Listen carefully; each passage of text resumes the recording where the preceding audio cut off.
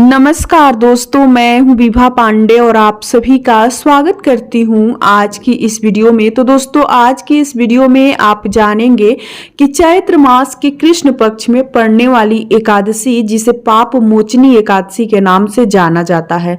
तो पाप मोचनी एकादशी साल 2024 में कब है, 4 अप्रैल को या 5 अप्रैल को, व्रत हमें कब रखनी है, पूजा व्रत के संपूर्ण नियम विधि जानेंगे और 10वीं तिथि से लेकर द्वादशी तिथि तक का क्या नियम विधि है ये भी जानेंगे।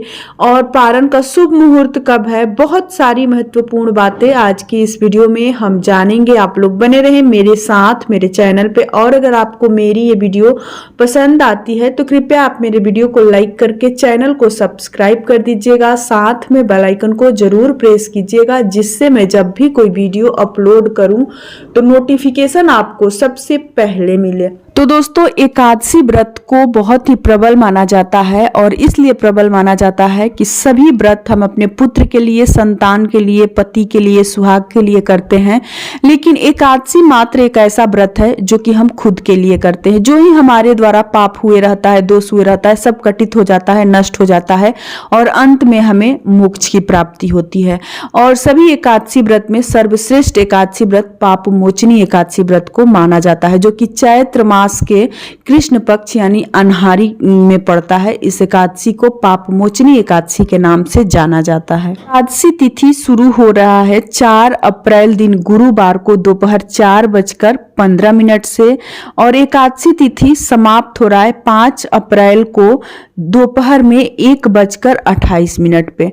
तो हमें व्रत किस दिन रखनी है, तो देखिए उदया तिथि में हम कोई भी व्रत करते हैं तो साल 2024 में पाप मोचनी एकादशी का व्रत हमें 5 अप्रैल दिन शुक्रवार को करनी है। 5 अप्रैल दिन शुक्रवार को एकादशी का व्रत है। द्वादशी तिथि शुरू हो रहा है 5 अप्रैल दिन शुक्रवार को दोपहर 1:29 से और समाप्त हो रहा है 6 अप्रैल दिन शनिवार को सुबह 10:19 पे। पारण का शुभ मुहूर्त है 6 अप्रैल दिन शनिवार को सुबह 6:17 से 9:25 तक। तो दोस्तों, एकादशी तिथि में भगवान विष्णु की पूजा आराधना की जाती है। भगवान विष्णु की पूजा आराधना करने से हमारे घर में सुख शांति समृद्धि बनी रहती है और माता लक्ष्मी का निवास सदैव हमारे घर में बना रहता है। एकादशी तिथि का नियम 10वीं तिथि से लेकर द्वादशी तिथि तक का होता है। 10वीं तिथि के दिन हमें बाल धोकर स्नान करने के बाद से शुद्ध सात्विक भोजन करना होता है। भोजन में जैसे लहसुन, प्याज, बैंगन, मूली, मसूर दाल, ये सब चीजें हमें नहीं खानी है। बिल्कुल शुद्ध सात्विक भोजन करना है। ये लोग 10वीं तिथि से ही चावल छोड़ देते हैं, चावल का सेवन नहीं करते हैं। 10वीं तिथि के दिन हमें तुलसी पत्र भी तोड़कर रख लेनी है, क्योंकि 10वीं तिथि के दिन अगर हम तुलसी पत्र नहीं तोड़ेंगे तो फिर एकादशी व्रत में जो ही हम पूजा पाठ करेंगे वो अधूरा माना जाएगा। भगवान विष्णु के पूजा में अगर तुलसी पत्र ना हो तो वो पूजा संपन्न नहीं माना जाता है।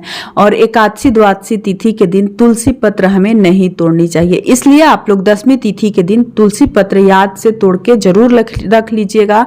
और 10वीं तिथि के दिन तुलसी माता में पानी आप लोग जल जरूर डाल दीजिएगा, क्योंकि एकादशी तिथि के दिन हम तुलसी माता में जल भी नहीं डाल सकते हैं।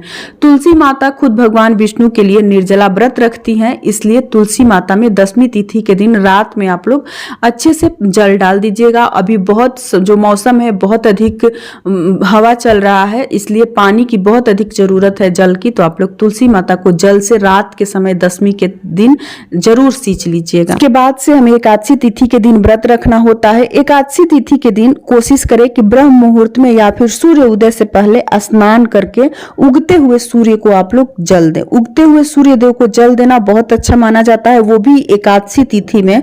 और भगवान विष्णु की हर स्वरूप की हमें उस दिन पूजा करनी चाहिए।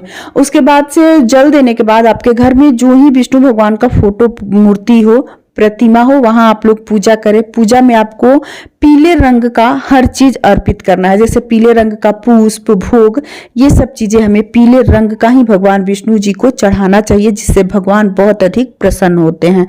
तो आप लोग उस दिन भोग में केला और गुड़ का भोग जरूर लगाएं। उसके बाद से आप लोग पूरे दिन फलहार लें। फलहार पे हमें रहना है, इस व्रत को रखना है। निर्जला निराहार व्रत एकमात्र निर्जला व्रत ज्येष्ठ मास में जो एकादशी का व्रत पड़ता है, जिसे जिसे निर्जला एकादशी के नाम से जाना जाता है, उसी व्रत को निर्जला हम करते हैं। बाकी सभी एकादशी व्रत में हम फलाहार ले सकते हैं।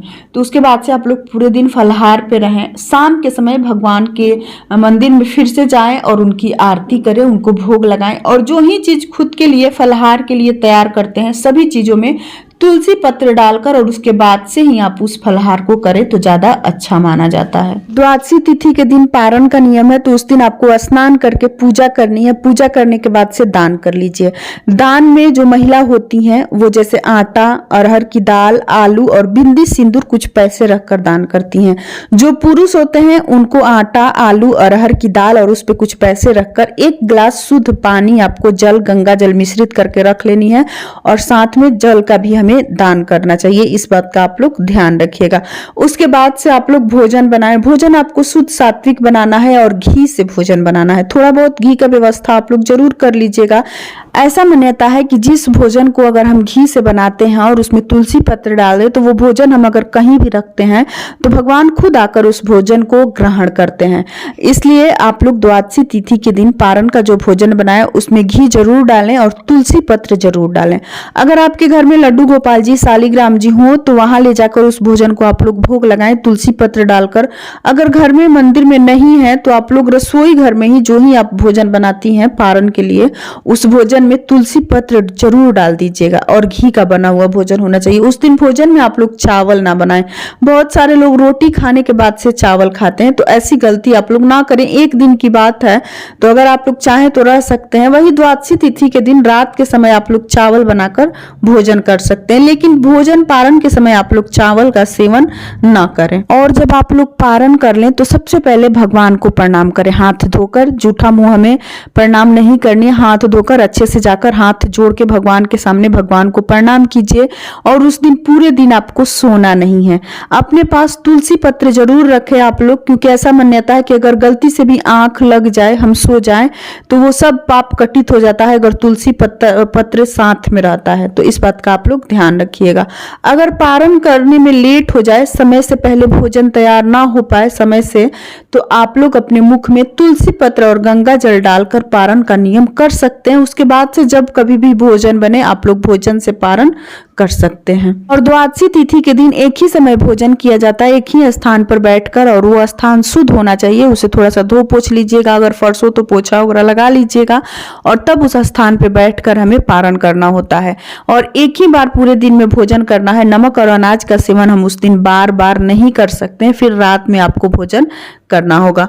और यहीं तक की थी आज की हमारी ये वीडियो। उम्मीद करती हूँ कि आप लोगों को मेरी ये वीडियो पसंद आई होगी। अगर पसंद आए मेरी वीडियो तो प्लीज आप मेरे कमेंट बॉक्स में जय श्री हरि विष्णु जरूर लिखिएगा। फिर मिलूंगी एक नए वीडियो में, तब तक के लिए नमस्कार।